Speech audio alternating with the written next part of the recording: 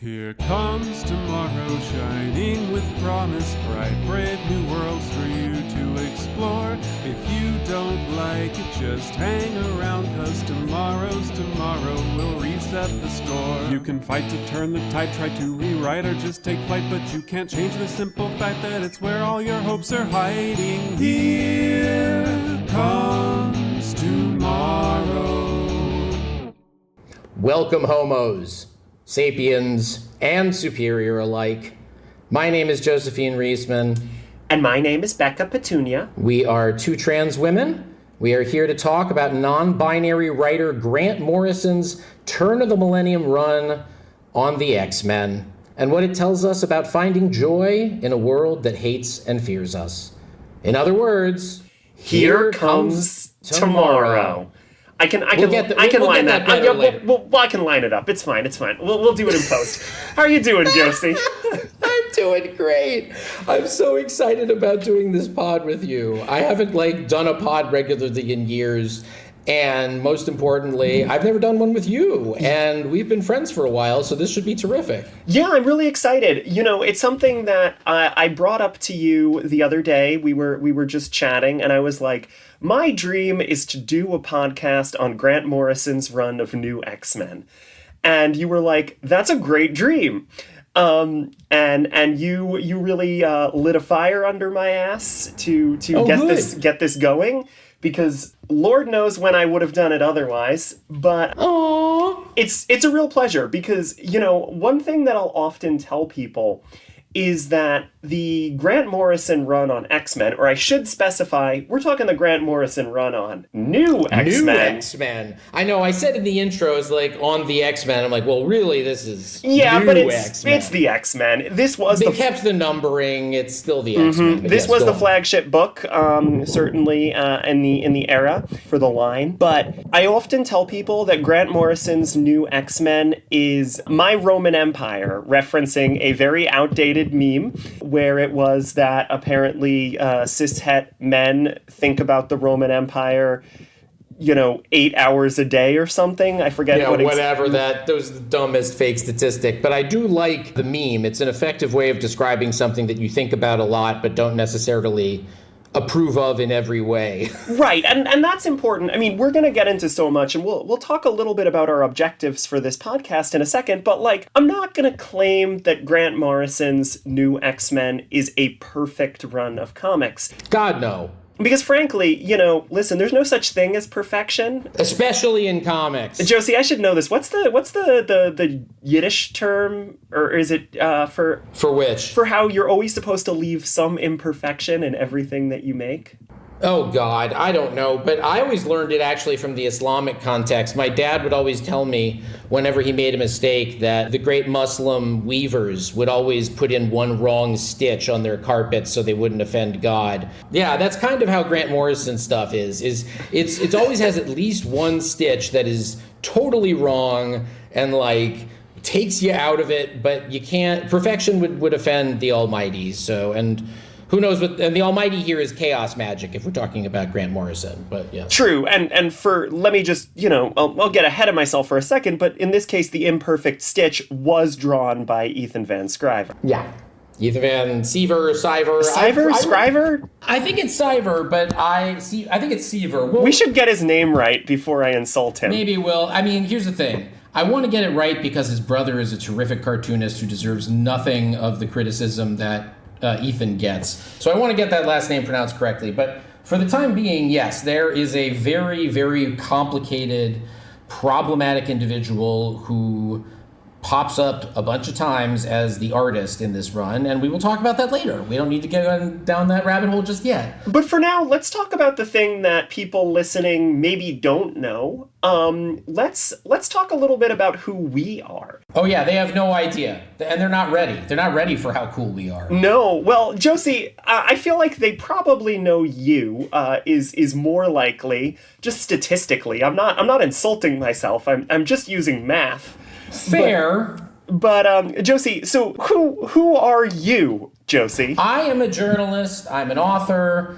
And for many years, I wrote professionally about the comic book industry and the industry of things adapted from comic books.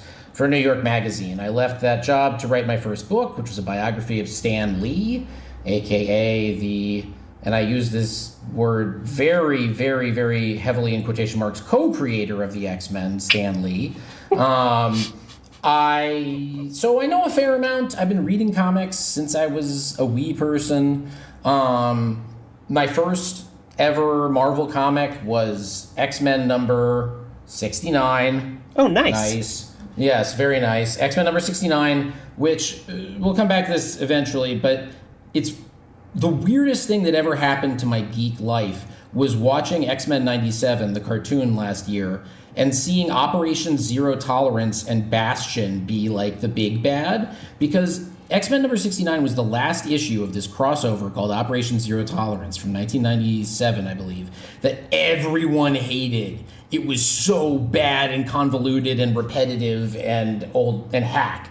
But I'd never read a Marvel comic before, let alone an X-Men comic. So I read this conclusion of this overly convoluted saga, not understanding virtually anything in it. I'd seen the X-Men cartoon a bunch, but I didn't know what the comics continuity was.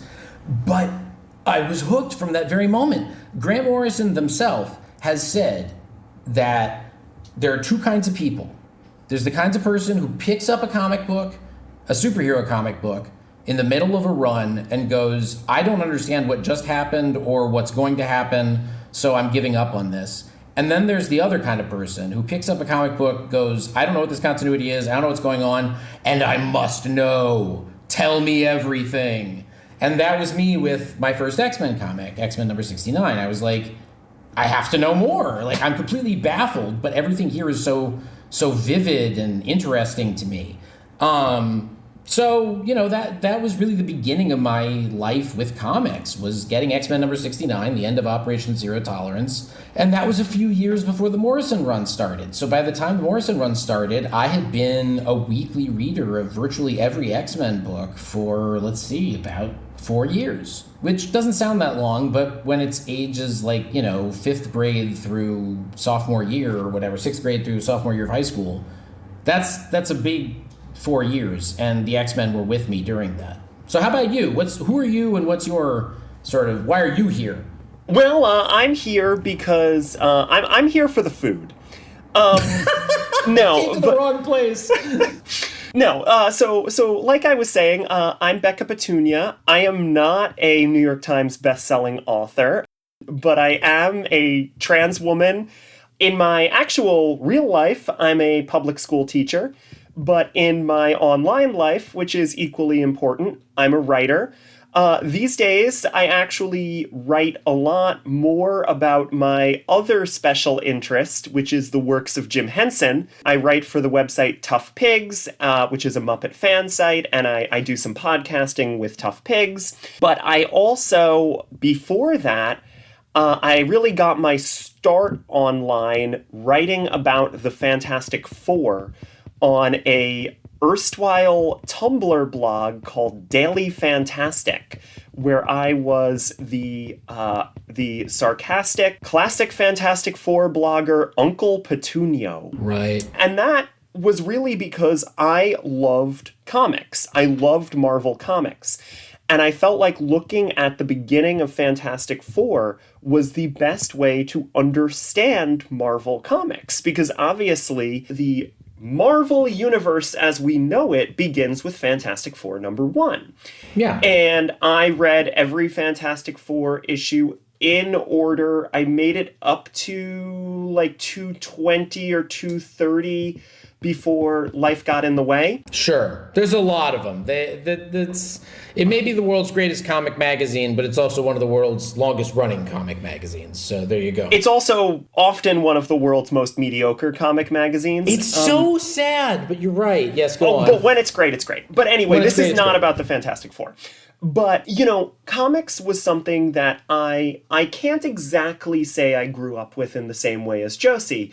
And Josie, we were talking a little bit about how, you're 6 years older than me, which at the point now where we're both in our 30s is not that big of a deal. No, it's it doesn't matter that much, but yeah, like you're about to say. In 2001, I was 9. Right. And I was 15. Yeah. And ages 9 and 15 are very different when it comes to how you process a comic about a genocide. Right. I mean, I just wasn't reading it. I grew up reading Right. comics, but for me, those comics were the Harvey Comics Muppet Babies run, which I had all of and reread over and over again. I read the official Marvel Barbie comic. God bless. Read that cover to cover. Little Mermaid, Aladdin, those all had comics runs. And I had piles and piles of these. Yeah, the Little Mermaid, and this is actually really funny because my favorite Little Mermaid arc from the Little Mermaid comic, do you know who wrote it? I could not begin to guess. X Factor wonderkind Peter David. Peter David. You know what? I should have guessed that. Peter David, R.I.P., complicated guy. Boy, was he a jobber. He would just do the job and get it done. Was it? Yeah. I'll get back to talking about my history in a second because I think it's important to establish my tumultuous relationship with the X-Men. But I will say in this run, Ariel gets kidnapped by an evil electric eel mermaid race who try to sacrifice her to a giant sea serpent. It gets pretty intense. And, like, I'm not like, oh, you wouldn't believe it. This comic is not for kids. Because it was for kids. I read it when I was a child. Right, but it's for kids in the way that doesn't condescend to kids. It allows kids to feel fear, which is something that I think is, you're more of an expert on children's media than I am.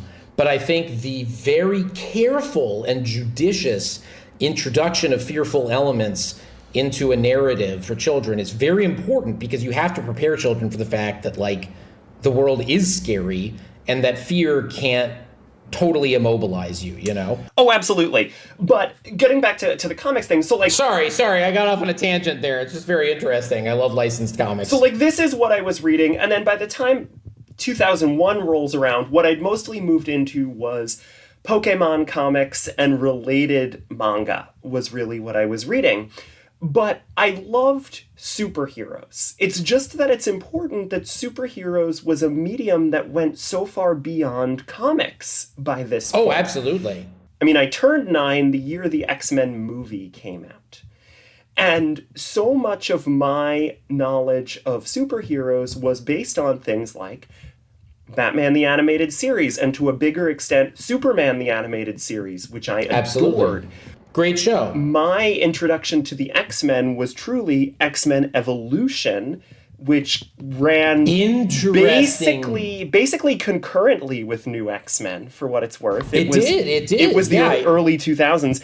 I rewatched that actually during the pandemic. We weren't friends then, Josie, but early in 2020, I used to hold weekly X-Men Evolution watch parties on Discord. I obviously wasn't inviting people over. But we watched through the entire show, like 3 episodes at a time, with just me and a bunch of other comics nerds.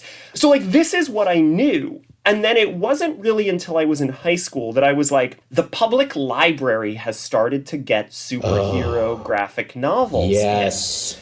And they got in like, oh, here's Batman Hush. So, like, one of the first Batman comics I read was Batman Hush, which, let me tell you something. The listeners can't see the face I'm making right now, but yes, go on. That face is a face of glee and excitement that I'm mentioning. Oh boy, I'm mentioning the canonical Hush. Batman story. You know, it just... I'm mentioning Hush, which answers the question, what if The Long Halloween had a doctor who was a mummy in it? But...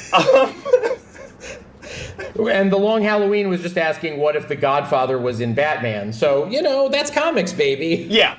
But yeah, so, like, I got into that, and then I got into, you know, they had a collection of the first, like, 15 Fantastic Four comics, Stan Lee and Jack Kirby. Sure. And I read those, and I was like, the Fantastic Four is my thing. And that was when I started my Fantastic Four blog and started buying Fantastic Four comics, you know, weekly. What year, around when is that? I'm just trying to think who was writing it at that point, writing and drawing So it. Here's when I started buying the Fantastic Four weekly, was the Allred run of Future Foundation, which was the one where that was great. Scott Lang, Ant-Man, She-Hulk, Ms. Thing and Medusa. Right, it was Medusa. I read that too. That was right when I was starting to report on comics, and I was like, I guess I better start reading comics again. Which would have made sense because that was around when I started college, which would have been around when you got out of college, which would have been, yeah. Right. I was starting at New York Mag, and the all-red Fraction run on Future Foundation was very interesting. Like, it was very clearly Fraction being frustrated with the fact that he hated working for Marvel at that point. But, like, let me tell you, hating Marvel has been so generative for so many creators at Marvel. Like, it's a beautiful thing. Despising the person who's giving you your paycheck often creates the best work in comics. But anyway, go on. You know what else is interesting that we'll get into, and we'll talk about other things, but Future Foundation also introduces, to the best of my knowledge, the first trans femme Marvel character. Trans! That's right. I remember reading that, and I got in trouble because I wrote about how big a deal it was. I was like, and this is the thing. I was in the closet at that point, not very knowledgeable, and I said... We'll get to closet in a second. Right, but I considered myself an ally, so I said it's a really good thing that Marvel has introduced this transgendered character. And all of the comments were just trans people being like, you bigot, how dare you use that word? That's not the preferred term. And I was like, oh no. Should have called her a transsexual, Moloid. Should have called her a trans... I know. That's the word we all love now. I guess. But anyway.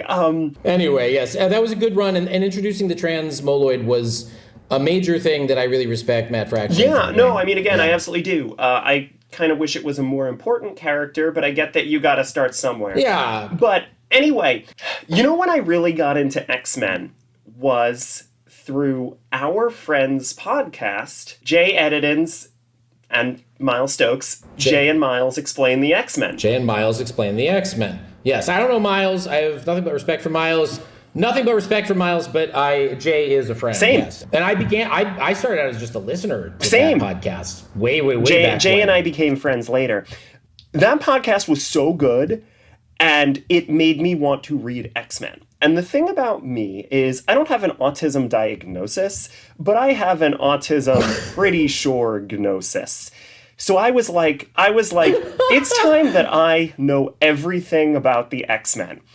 And I downloaded Marvel Unlimited, and I read basically everything there was to read, or at least everything good there was to read. I'll tell you what, I did not... That's a big difference in number between everything there is to read and everything good there is to read. I'll tell you I didn't read Operation No Tolerance, but I'll... Zero tolerance, please. Thank you. You've got zero tolerance for my misinformation. But you did, I mean, like, but I did read, like, the run of X-Force where Psylocke has a demon bear. So yeah. I read every issue of Alpha Flight. Wow. That's impressive. No, it's not. For a non-Canadian, that's impressive. So I was like, X-Men is my thing now. And I used to do comedy vines as Cyclops. I did comedy vines as a character I created called Business Casual Cyclops, who was basically like 50% Michael Scott and 50% Cyclops. Scott Summers. Michael Scott Summers. I should have just called him that. Yeah.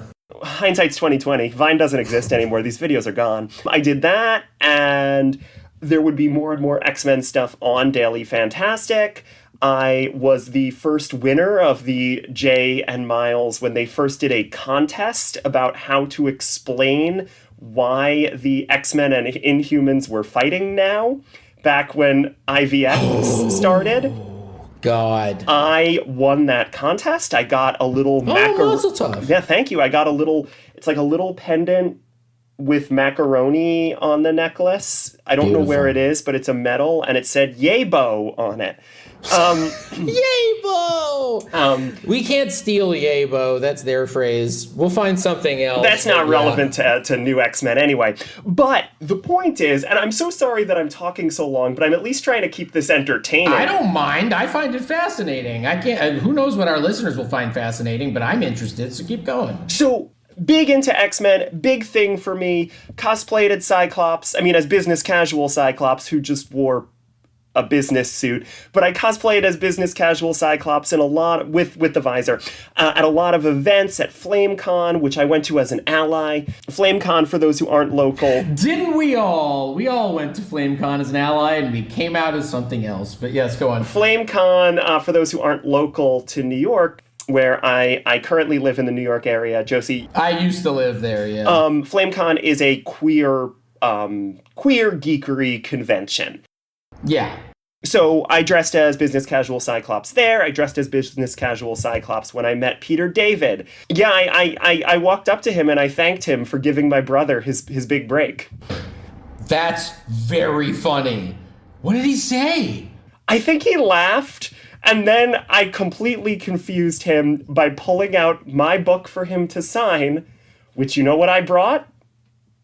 Not Little Mermaid. What? Don't worry, I didn't have the trade paperback of that until later. Okay, sure. What was it? It was Fantastic Four, a.k.a. Marvel 1602, Fantastic Four, Peter David's 1602 spinoff about the Fantastic Four sailing off the edge of the world in their sailing ship to meet Namor the Submariner. Now, I have not read that one. I knew it existed. Peter David wrote it. I knew it existed, and I did not. Wow.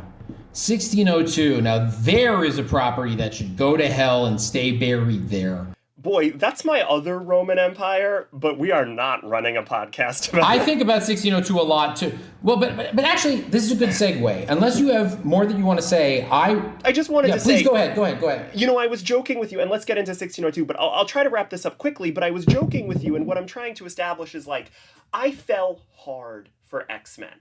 And what I'm trying to establish here is that I jokingly said to you, and I've said this to my spouse, that I basically had a lesbian relationship with the X-Men. Because for those in our audience who are not lesbians, there's a stereotype where lesbians, we call ourselves U-Haul lesbians, right, in the sense that when we meet someone we like, it's like, well, I met him, and then tomorrow I am moving in with them. And you fall hard. And this can also lead, when relationships end, to some of the most tumultuous breakups possible. Now, sometimes lesbians break up and they stay friends. That absolutely has happened. I literally was at a party the other day and I was like, oh, how do you know the birthday girl? And the guest was like, oh yeah, we hooked up for years, but we stopped. And I'm like, okay. Great. Yeah. I mean, hey, it works for you. Sounds like the X-Men, actually. True. But go on. I had a falling out with the X-Men during the Krakoa run. And I'm sure the Krakoa run will show up, but I loved Hoxpox. House of Hoxpox. I loved Hoxpox. And then when I realized what Marvel was doing with Hoxpox, I felt betrayed. I got into a lot of Twitter fights. As well you should. I got into a lot of Twitter fights, including with people who otherwise are a part of my community, that I will not get into right now, but I'm sure it'll come up. Yeah. And I decided that I was never going to care about the X-Men again. I decided that X-Men was dead to you. My time was done. I was like, if this is what X-Men is, then I want no part of it. Becca Petunia wants out. Mm-hmm. And I mean, I will tell you something. I have not read any new X-Men comics since then. I have also not really reread any old X-Men comics since then. So this will be an adventure then. Mm-hmm, because I was like, this is dead to me. I have interviewed Charlie Feldman, one of the head writers of X-Men 97, for my job at Tough Picks, because they also were a writer on Fraggle Rock, Back to the Rock. And while interviewing them, I was like, so what else have you done? And they're like, well, I was the head writer of X-Men 97, or I was one of the head writers of X-Men 97. And I was like, didn't know that. And they were like, well, did you see X-Men 97? And I was like, nope. Did you watch it ever? Have you still seen it? Nope. Still haven't seen it. Still haven't. Because again, I broke up with the X-Men. No, I get it. I'm not gonna pressure you. I get it. I broke up with the X-Men. So this is going to be really exciting for me to come back to, because even during this breakup, you know, when you break up with someone, you still remember fondly the good times. Sure. And New X-Men was the good times. That's interesting, because they were the good times, but you were having time-displaced good times. New X-Men was already over by the time you were reading it. Oh, yeah. No, I didn't read it probably until 2014 or 2015, because it would have been when Jay and Miles Right, started. and they started around like 2012, 2013, something like that, yeah. Yeah. Now that's very interesting, because I know that was a long story, but I just... No, it's necessary. And the segue I'm going to make is, while you were 9, what was happening at Marvel Comics, you know, we were talking about 1602 a second ago, and that was part of this same phenomenon. There were two cis-het men, who really, really wanted to shake up that company at the turn of the millennium. Can you guess who they are? Was one of them pretending to be Japanese? No. That one's not involved as much. No, it was Bill Jemas. Sorry, I totally fine. We'll leave it at that. But no, it was Bill Jemas, who had newly been installed as the head of Marvel Comics, and Joe Quesada, the writer-artist who had been in co-charge of this Marvel Knights line that had been this sort of experiment in doing something a little more cinematic for Marvel in the late 90s. And Bill Jemas and Joe Quesada really thought... It's this fascinating moment where you have Marvel bankrupt, literally bankrupt, in Chapter 11 bankruptcy. You have people I've interviewed Brian Michael Bendis, and every time I interview him, he tells me the same anecdote, and I don't mind because it's funny, which is when he started writing Ultimate Spider-Man, he figured he'd be the last Spider-Man writer. Like, he figured, I will have the dubious honor of writing Spider-Man when this company goes out of business. Of course, that's not what happened. And now, why didn't that happen? Is that why it's called Ultimate Spider-Man? No, that was just a random word that sounded cool. But I kind of wish it had been the Ultimate Spider-Man in that regard, but no, it was not. Anyway, the point is, the company did not cease to exist because they took some big frickin' swings. They took some huge swings for the fences that Marvel has yet to try again in that volume in that short a period of time. I won't get into all of them, but the big ones were the aforementioned Ultimate line, which was this sort of hip cinematic reboot of the universe where you could jump in and not have to worry about decades of continuity. Josie, quick pause. The A on my forehead? I see it, yes. What does it stand for? Well, I'll tell you what it doesn't stand for. What's that? Doesn't stand for goddamn France. Oh, thank you. I often don't know what letters mean or how they work in words, so I'm glad you and Captain America could explain that to me. Thank you. Okay, keep going. So there was the Ultimate run, which is what I was just riffing on. Right, yes. And 1602 was another one where they got a certain British writer who is a monster and should not be named to reboot the universe as though it were happening in Elizabethan England. And they got a certain Scottish writer of comic books who is now known as non-binary and at that time was not necessarily known as such, but was known for being experimental, gender-bendy in their writing, and that writer was Grant Morrison. They reached out to Grant Morrison, who had previously, up to that point, been primarily known as a UK writer and then a DC comics writer. He had spent the previous decade, the 90s, mostly famous for doing the Justice League. He wrote the flagship team book for DC for a number of years. And then when Bill Jemas and Joe Quesada are trying to make these big swings, they say, well, why don't we get crazy-ass Grant Morrison to think up something new for the X-Men? Because what was happening in the X-Men at that time? Guess who was still writing the X-Men or back writing the X-Men? Chris Claremont, the guy who had written the X-Men for how many years was it? It was like 25, something like that? I can't remember, 30? Well, considering he was writing like 4 books at once, it might as well have been 100 Right, years. exactly. Chris Claremont had been the person who revolutionized and really defined the X-Men in many ways, despite not being the technical creator of the team. And he had written so many stories, and as of the late 90s, when Bob Harris was the editor-in-chief before this whole revamp and the new leadership, they just got Chris Claremont back, and they were like, okay, write some more stories, Chris. And even Chris Claremont will tell you those stories from the late 90s are not inspired. Like, he was sort of out of ideas and hated Marvel, like was really mad at them for the way he'd been treated. So he was not putting out his best work. So they call up Grant Morrison and say, come up with something. Do something with the X-Men. Because the thing was, the X-Men were still the top-selling book for Marvel. It's just that everybody hated it. It was this weird thing where, like, there was residual addiction, and there was the movie, which came out in 2000. But for the most part, everyone agreed that these comics were not good anymore. Like, I was reading them obsessively, and these were my first years of reading the X-Men in the late 90s, so I loved that shit.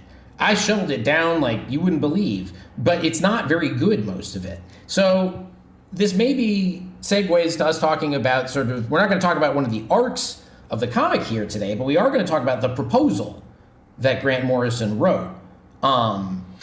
Let's use Grant's word for it, because Grant refers to it in this document as Grant's Manifesto. That's right. It's not really a proposal. It's the Manifesto.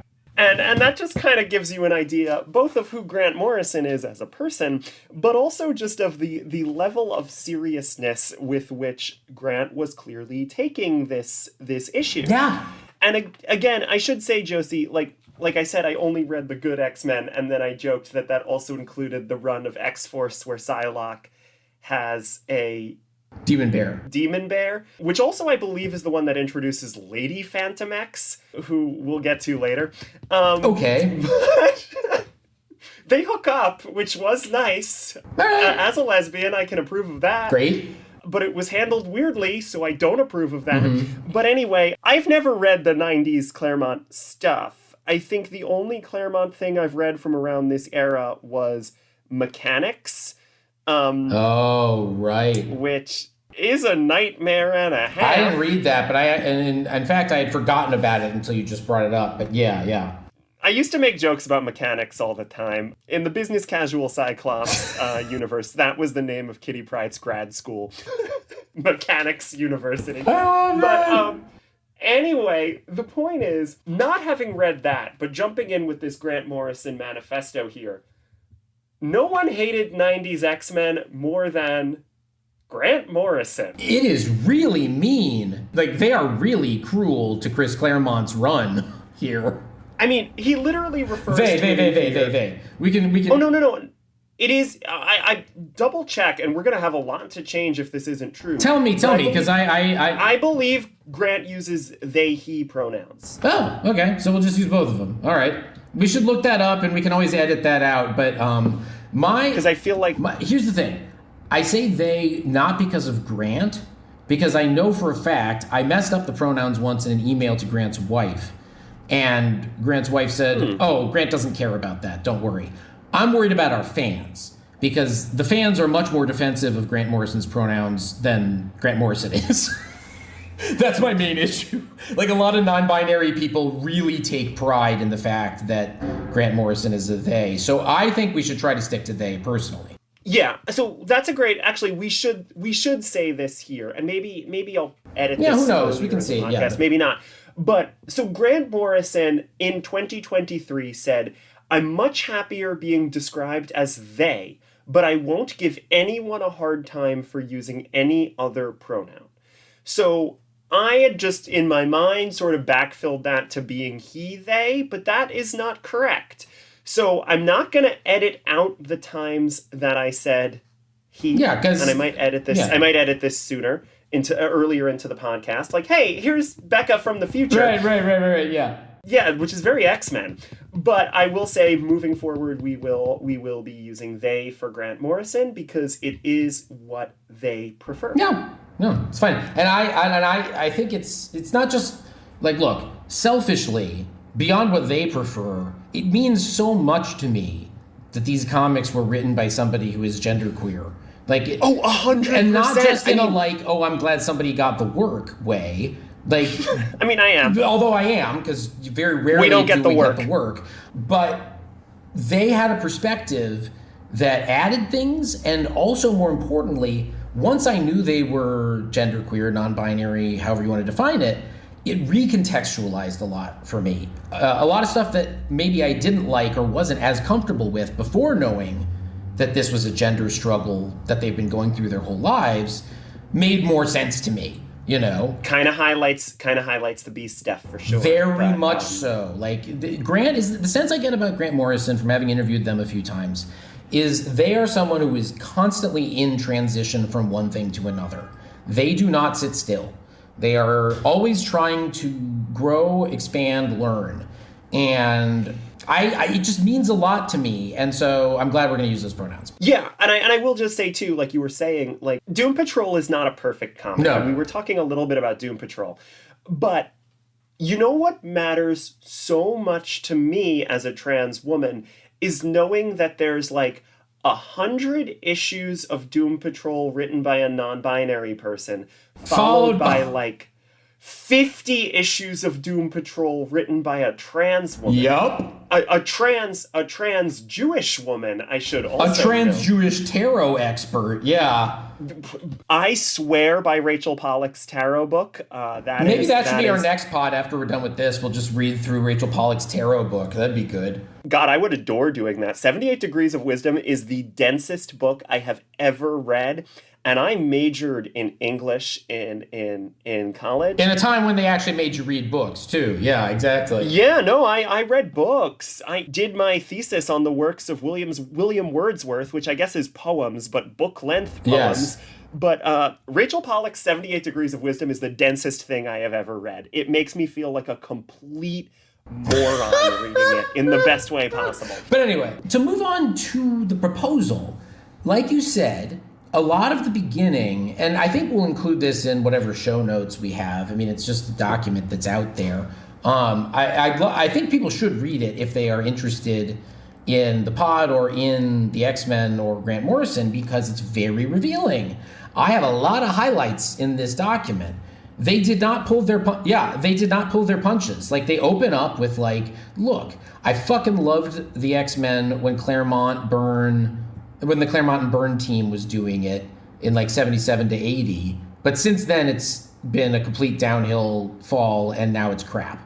I mean, the word that they literally use, or the phrase they literally use, is that it's gone septic like a toenail. Yep. Way with words, that Scots person. And again, I liked also, and this is a little dig at one Josie Riesman. The only people reading are fanboys who don't count.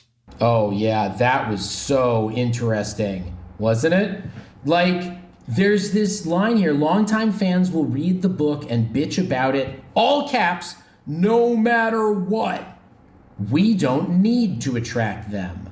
We need to make the book accessible to the real world audience. Not the rest of the world, the real world. Josie, this blew my mind. Me too. Because it feels like so much of modern geek culture and like the new, like, we're going to, like, the Star Wars people were like, we're going to actually consult the fans before we make a new Star Wars or whatever. Terrible idea. A horrible idea. But Grant Morrison has already figured out why it's a horrible idea. Mm-hmm. They can see the Matrix, like all trans people. Mm-hmm. They can see the Matrix and be like, it doesn't matter. They're going to see Star Wars anyway. Yes. We need to get new people to want to see Star Wars. Well, part of the backdrop of this, speaking of like Star Wars and the cinema, was that the X-Men movie had come out and was a big hit, but nobody bought the comics. Like, there was no bump in the comics sales. And that terrified the people, the higher-ups. And they did need a new audience. And unfortunately now, it's, as you say, it's astounding to read that sentence, that series of sentences, because now all Marvel does is play to the existing audience. They have given up. They have largely given up on trying to expand their ideas because they know that the only thing they have going for them is this niche that they will always buy, the comics. But more importantly, that niche will always threaten to stop buying the comics loudly. And the execs listen to that. They don't, for some horrible reason, they don't listen when queer fans and trans fans say, I'm offended and I'm going to stop reading, but they listen when the people who they can rely on to buy every week threaten to stop buying. My thesis is, even if you changed it, they would keep buying, like you say, but Marvel / Disney is terrified that they will, they're terrified that the bluff will be called, and that these Wednesday warriors, as they call them, because comics come out on Wednesdays, will just disappear and then the industry will be over. Yeah, but you know what the best-selling comic publisher is right now? I actually don't know.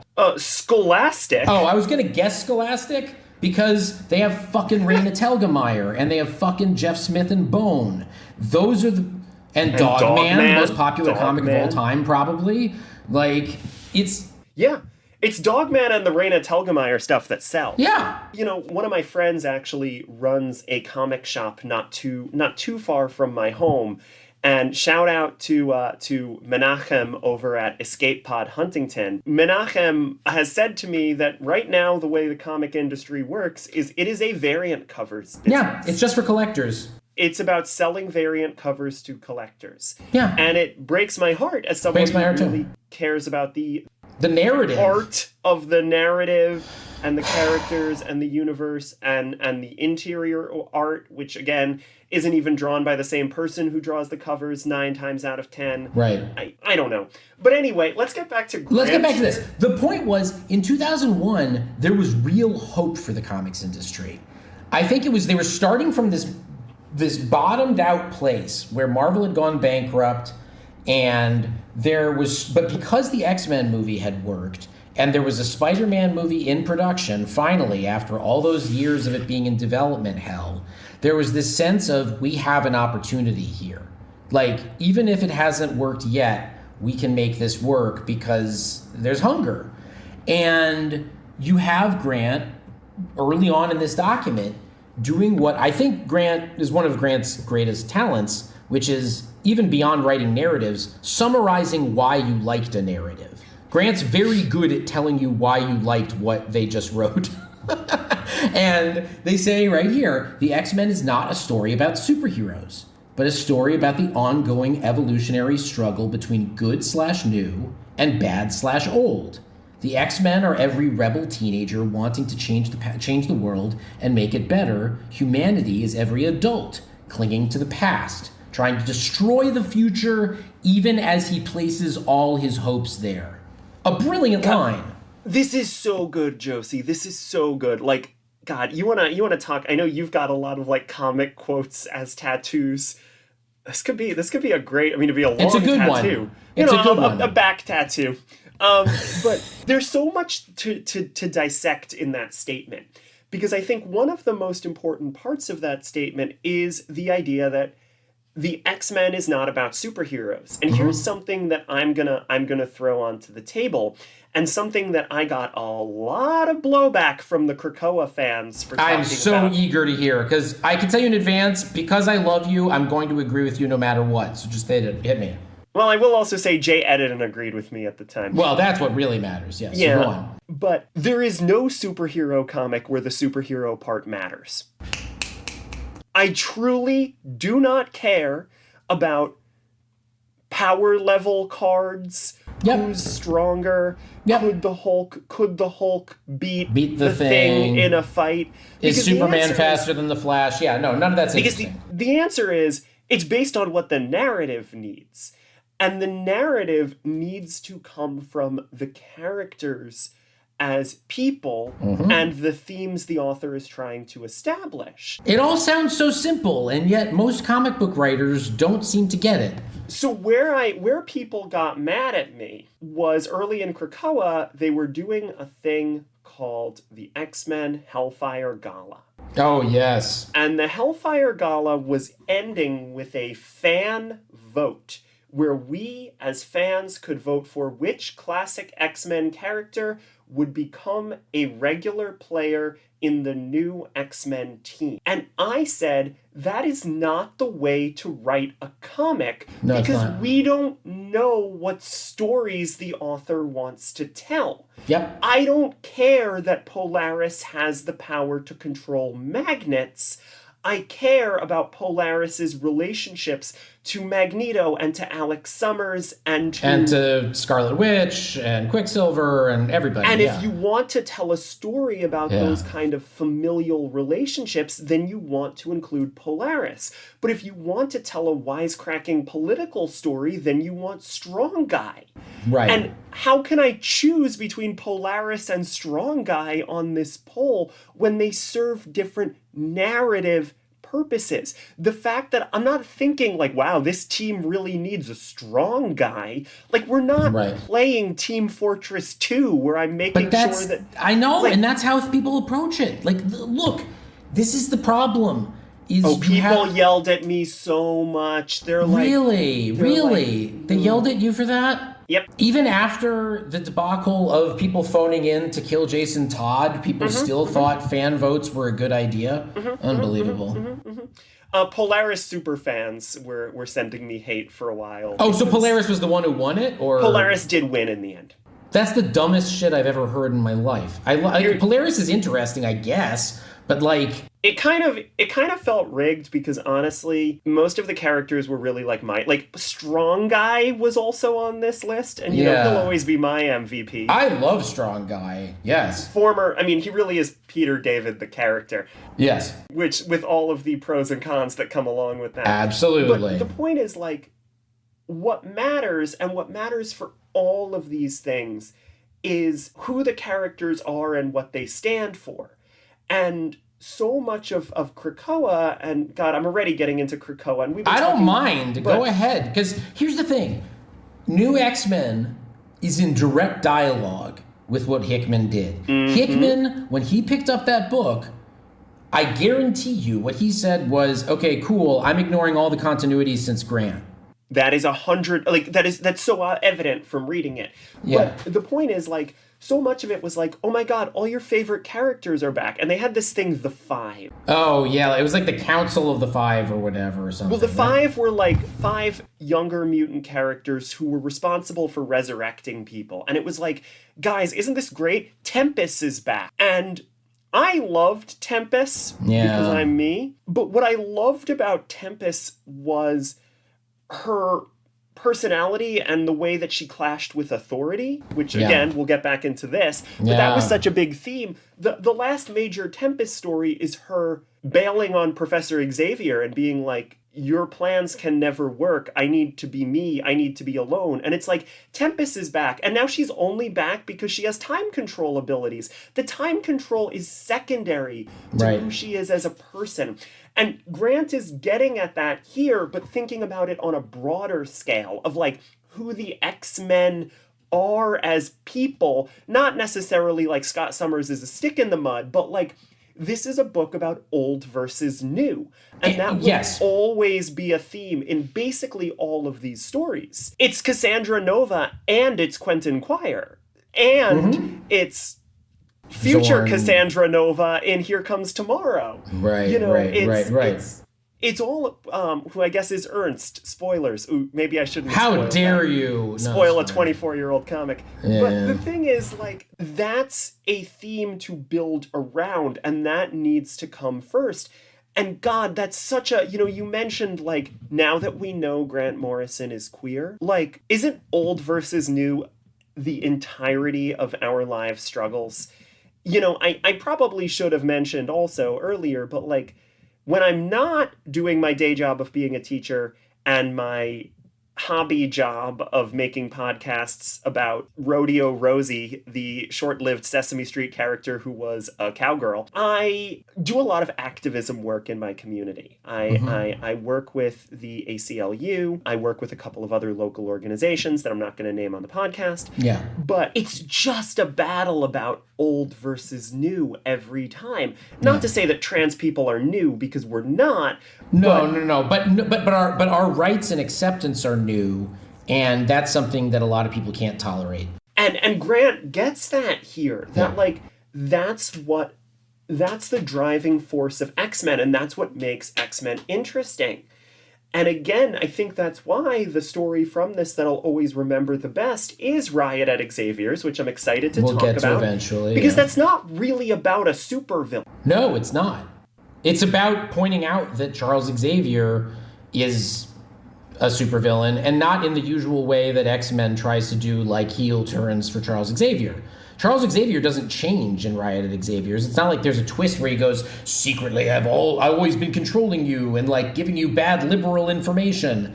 But Quentin Quire figures out. Who's also wrong, which is what's also fascinating. Very important. But Charles doesn't change. It's that the world is changing. And that's how it feels right now as a trans woman very often, is like the world, even if trans people are not a new concept, the concept of trans people being fully integrated into society, the concept of respecting people's pronouns, the concept of a la carte HRT, hormone therapy and other kinds of gender care, all of that is very new. And at least the popularization and the wide access to it was very new. And as you see in something like New X-Men, people don't like it when that happens because, and we're not going to talk about the first arc in detail yet, but like the opening scene of this whole story is about one group of people being replaced by another. It's this vision of the Neanderthals being wiped out by Homo sapiens. And there are a lot of people out there who think of transgender people as essentially being those Homo sapiens who are coming to kill them. And it's really frightening. They seem to think that that we're a population that by our very existence threatens to annihilate and replace them. And maybe it's not so much that they're worried they're going to get transed, but we're going to destroy the family. We're going to destroy society. Soon, we will be the overlords of everything. Maybe we already are. We have to be on our guard against these trans people. It's something that really, I think the trans and queerness, it works to a certain extent in this book. There are times when it doesn't, but I do like what you're saying about old versus new, because that's the conflict we're in right now, is people wanting to go backwards and people wanting to move forwards. Do you think, Josie, that J.D. Vance is a deceased twin sibling of a trans person who was merged with an alien entity that is the ghost of the concept of opposites, and he thinks all trans people are his sibling who killed him in the womb, and that's why he's doing this? It all makes sense now. Finally. Anyway, which does get me into the next thing that I wanted to talk about. Please. In this manifesto. And we'll start wrapping up somewhat soon. Yeah, but this is good. One thing that Grant mentions wanting to do here is update, streamline, and demystify the storytelling techniques. And this is where I kind of made a face, because one of the things that's interesting to me about this is Grant Morrison talks in here about how this needs to be an X-Men book accessible to newcomers. Yes, it is not. It is not. Right. Well, that's what I wanted to say is demystify storytelling techniques. Grant Morrison, have you met yourself? Grant is removing a lot of baggage from 90 years of continuity. That's not even true today. But of 30 years of 30 years of X-Men continuity at this point. They're removing that baggage and they're replacing it with their own baggage. Yep. I was just joking about the twin killed in the womb that's also an alien ghost manifestation of the concept of opposites. Yeah. It's so complicated. And for some people, like you and I love that. I eat that stuff for breakfast. Me and too, part of that needs to be an assumption that you're just not going to understand, which, I'm reading through the Rachel Pollack Doom Patrol right now, and there's a lot of times where I'll just be like, no clue. Just take a breath, Becca. Just take a breath. Let it wash over you. Enjoy the aesthetic of it. Yeah. Enjoy the aesthetic of it. That's how I feel about a lot of Grant Morrison's Invisibles, as by the by. Yeah, no, I mean, again, but there's a place in between, and I can't imagine being a normal person picking this up in 2001 and being confronted with Cassandra Nova, and yet... Well, none of it makes sense. None of it apparently did work, though, is what's so surprising to me, because this book was popular, and you still hear it talked about today as like, well, if you want to start X-Men, you got to read Grant Morrison. The trouble is, here's the thing. The trouble is there is no good place to start X-Men. This is the Jay and Miles thesis as well. You can't there is no actual good, perfect jumping in point for X-Men because the nature of X-Men is so complicated. By the time it gets good, it's too complicated. And if you start when it's not complicated, it's not good yet. Yeah. So, which is why I always tell people that they should be starting with mechanics. Why not? I've never said that. I don't think I've ever recommended a first X-Men book to a single person ever. I don't think that I have ever said you should start with this because I don't think I have the balls. I'm pretty sure I've just told people to just read the Demon Bear and decide what they like. You know what? I bought the Demon Bears. I live in an undisclosed country now. It's true. I fled the country. You actually live in the Demon Bears parallel plane of existence, the Wildlands. Well, great. Now you gave it all away. But it's okay. I can't get there. I went to the local comic book shop in this city, and in the English language section, I only bought 2 English language American comics, and one of them was the little compact Watchmen, because I feel like every home should have a copy of the Bible, and the other was the Demon Bear Saga. I just felt like that's a good one. There's very few really good ones that stand on their own, and that one does. Warts and all, and okay, we're getting aside. We're getting way far afield, but that's what's fun about podcasts. But yes, sorry. Before we go any further, I have to ask you one question. Yeah. How do you feel about Cyclops wearing ruby quartz contacts? Because they get mentioned in this manifesto. Okay, so I need to be clear here. I know I just said that like powers don't matter, and what is personality matters most. But Josie, you can see my annotations. Yes. I want you to see what I put next to Grant Morrison saying that that they want to switch Cyclops to having ruby quartz contact lenses. It's either boobies or a pair of rolling eyes. It's a pair of rolling eyes. There's a mouth underneath it. Yeah. Got it. I literally drew an eye roll there. Beautiful. Because tell me. Ruby quartz contact lenses don't work. There's no physical way to put in contact lenses if you've established that a character, whenever they open their eyes, pushes things away from their eyes. It doesn't make sense. That is so true. I don't understand why contact lenses are cooler than sunglasses.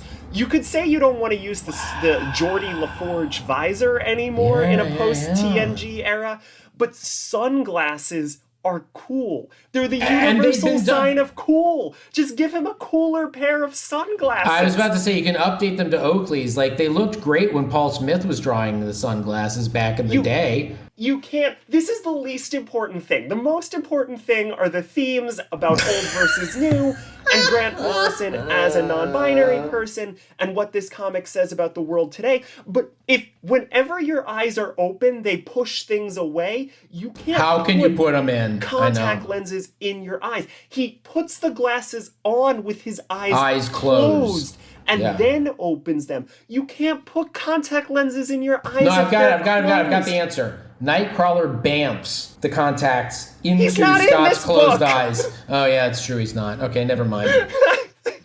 There goes my theory. Thank you for letting me get that out of the way. But I guess I needed to hear it because you'd been complaining about it, and I hadn't been able to figure out what your complaint was, so I wanted to save it for the pod, and I'm glad it was. But it is just as good as I'd hoped. Yeah. It is interesting, and I will say it, and again, we'll start coming in for a landing, but one of the things that Grant talks about in here is making the X-Men cooler visually. And one of the ways that they say they're going to do that is with ruby quartz contact lenses, which again I think are dumb. Also worth noting that at that point, Cyclops loses his visual signifier and just becomes a white guy. Which I kind of like. If that's what you're going for. The silhouettes matter.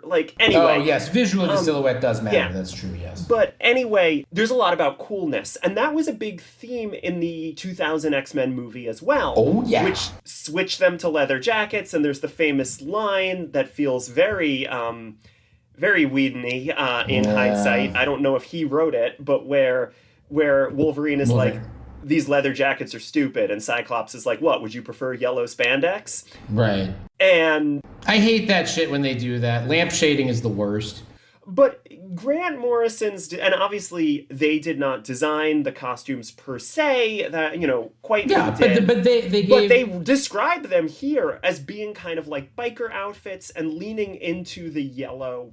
Day glow, the day glow aesthetic, which was very cool at the time. And it feels like there is a real understanding of what youth culture thinks is cool, which again is going to be a big theme again in Riot at Xavier's, and I think is so important because I do think you need a designer who understands what makes things cool. And a lot of the current Marvel artists do. And a lot of them currently don't, and I'm not naming names. We won't name names. I'll tell you one who does know what's cool, Peach Momoko. I will shout out Ultimate absolutely. X-Men. That is a cool looking book. But anyway, keep going. And I'll tell you that, as my spouse and I did sit around looking at the X-Men gala looks and making scowling faces for 3/4 of them. Josie, the X-Men gala had balloons. You don't put balloons at a gala. This isn't prom. Anyway, so the point is... Yes, where are you going with this one, Becca? Grant Morrison, I'm getting mad. Grant Morrison understands cool, or at least wants to understand cool. But more importantly, understands cool as a survival mechanism. Like, this book is going to die, and this company is going to die, unless we can seem cool for the turn of the millennium. And it's going to be really interesting to see that all fall into place when we get to stories. So to keep us roughly in a decent time frame. Josie, we got through most of the manifesto. We absolutely did. I was going to say, do you have we didn't get through the other half of it, which is like them summarizing the first story arc, but I think we should talk about that while we're talking about the first story arc, because there are some crucial differences between what they'd originally planned and what ends up on the page that I think are really worth talking about, but we don't have to worry about them today. We can talk about them. Yeah, the most important one to note is that Cassandra Nova is referred to as Charlie X in here, which made me confused because I was like, is Cassandra Nova a 365 party girl? But anyway, the point is... we'll be getting into that all next week. And for those listening along at home, hopefully you're still listening and you didn't quit midway through. 45 minutes ago, or you didn't quit after I just made a brat joke in the year of our Lord 2025. If you're going to be joining us next week, we're going to be discussing that first story arc, E is for Extinction, and we will also be talking about that in relation to the second half of Grant Morrison's Manifesto. We will also be discussing... Yeah, we'll try to get into the one-shot, I think, that comes after E for Extinction, is for Extinction. We'll see how much time we have, because, I mean, just saying that out loud, there's so much to say about E is for Extinction in this proposal. But let's try to get Danger Rooms in there, too. Yeah, so basically, if you're going to be reading along with us, read New X-Men 114, 115, 116, and 117. And meet us back here in hopefully a week, I assume. Yeah, I think we can do this. And in the interests of, for people who are like friends of ours or like comics podcasts and have not read New X-Men before, I'm just going to say, major trigger warnings. Not for sexual violence, not for racial slurs, but for genocide. I'll just put it out there. Genocide is depicted in the first couple of issues. We will talk about the way that is depicted and how it feels to read it now in our next episode. But I just want to put out a trigger warning for a lot of people, content warning. Yeah. It gets very grim. Let's do specific trigger warnings at the start of each episode too, but that'll be easier once we've reread the run. Yeah. Because I haven't reread it yet. There's a lot of stuff in there that is triggering, but we will get to it, and we're going to have such a good time. Yeah, usually I'm like, trigger warning, Beak. Yeah. No, Beak is my favorite. Beak is one of my top 10 X-Men characters. I love Beak. Barnell Bohusk is my homeboy. But trigger warnings apply. Please read it. Genocide is the big theme in E is for Extinction, as the title suggests. They are not joking around with that. Yeah. But Josie, in the meantime, where can people find your work? Me? Why would they want to find me? Do you possibly have a new book coming out soon that you'd like to plug? Not as soon, not so much soon. So I do have a book eventually coming out, but you can't pre-order it, so I can't make any money off of talking about it. It's about the musician Beck. I would recommend that you go to my website, which is josie.zone, like the Twilight Zone. Josie being Josie. And if you are interested in comics, which I presume if you're listening to this, you might be, please check out my first book, which was True Believer, The Rise and Fall of Stan Lee, which has a lot about the X-Men in it. Not a ton, but enough to know sort of some of the origins of this. And you can also find me on Blue Sky, also at josie.zone. And currently the best place to find me is on Blue Sky. Still working on getting my own kind of homepage set up. I really ought to do that. But best place to find me on Blue Sky is at Tall Girl Petunia. That's all one word. tallgirlpetunia.bluesky.social or whatever it is. If you type Tall Girl Petunia, it'll come up. It'll come up. And again, you can also see a lot of my writing and podcasting and video work on toughpigs.com. In particular, around this time, I'm not sure if it'll be out first or second because I'm not sure when we're going to get this onto newsstands. I'm also going to be releasing another podcast series, a podcast mini-series called A Prairie Dawn Companion. That is an extremely needlessly deep dive into the history of female characters on Sesame Street, and also into 70s feminist media criticism. It's gonna be a wild ride, and I think if you're interested in this kind of nerdy, queer deep dive, you are going to be interested in this. My goal is to make sure that it is a podcast that works, even if you do not have obsessive photographic recall of everything that's ever happened on Sesame Street, like yours truly. God bless. Check that out as well. Josie, do we have a Blue Sky? HereComesTomorrow.net.